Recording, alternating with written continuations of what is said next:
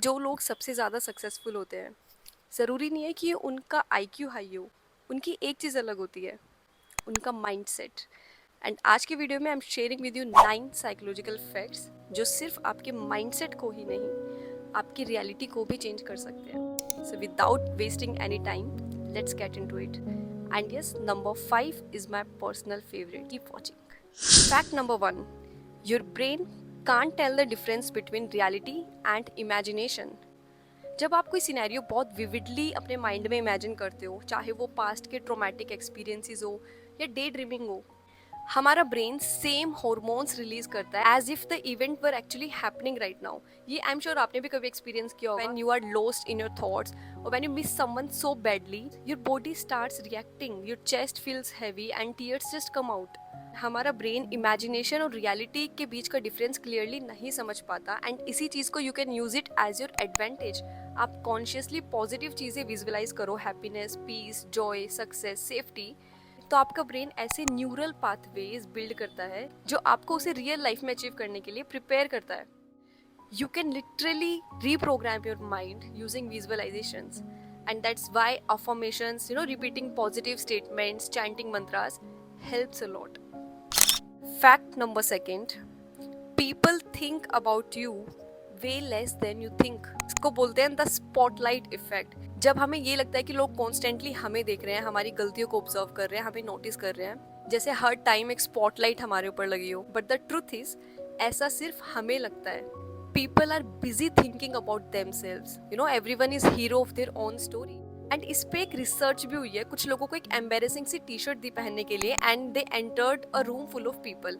उनको लग रहा था कि सब लोग उन्हें ही देख रहे हैं, लेकिन the reality was only 20 to 25% observe them. So अपनी लाइफ के डिसीजंस इसलिए मत लो कि लोग आपको कैसे परसीव करेंगे, वो क्या कहेंगे। Take it because it feels right to you. Number 3, emotions drive decisions more than logic.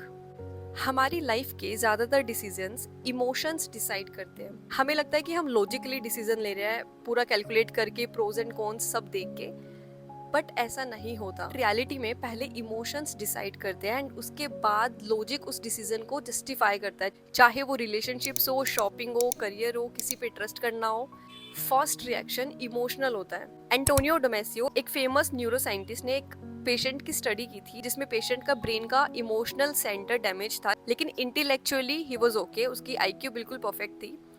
And they observe कि वो पेशेंट अपने लाइफ के छोटे छोटे डिसीजंस भी नहीं ले पा रहा विदाउट इमोशंस। इनफैक्ट ये भी नहीं कि उसको लंच में क्या करना है। एंड ये प्रूव करता है कि emotion is very essential in taking decisions.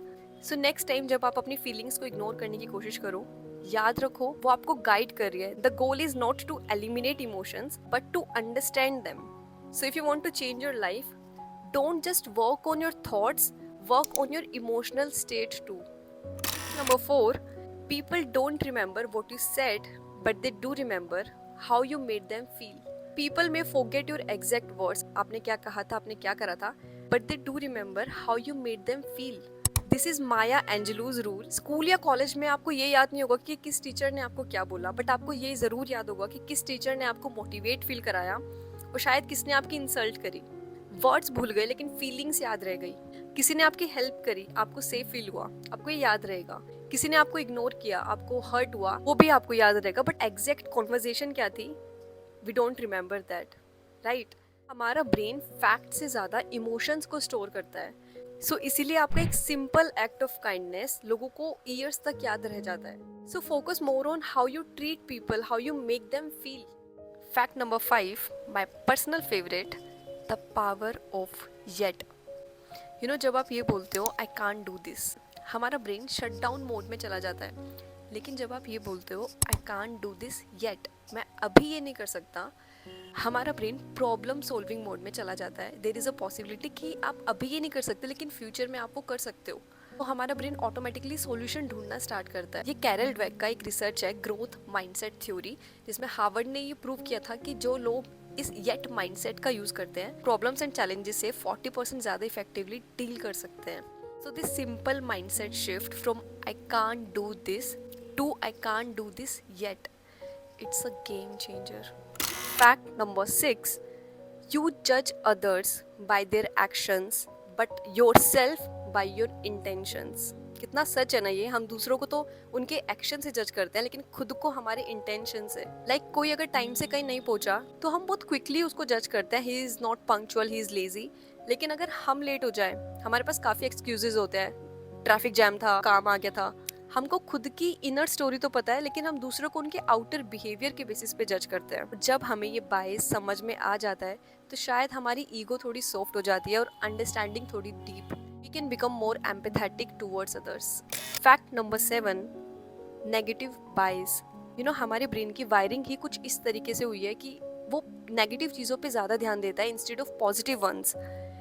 For example, आपको पूरे दिन में 10 कॉम्प्लीमेंट्स मिले, लेकिन किसी एक ने आपके बारे में कुछ गलत बोल दिया, आपका ध्यान उस गलत वाले पे जाएगा। एंड प्रॉब्लम ये नहीं है कि आप नेगेटिव सोचते हो, बट बिना उन थॉट्स को क्वेश्चन करें उनको सच मान लेते हो। रियल माइंडसेट शिफ्ट तब आता है जब आप ये समझ जाते हो कि हमारा ब्रेन बाइज्ड है। You can consciously shift your focus towards positive things and you stop believing every negative thought blindly.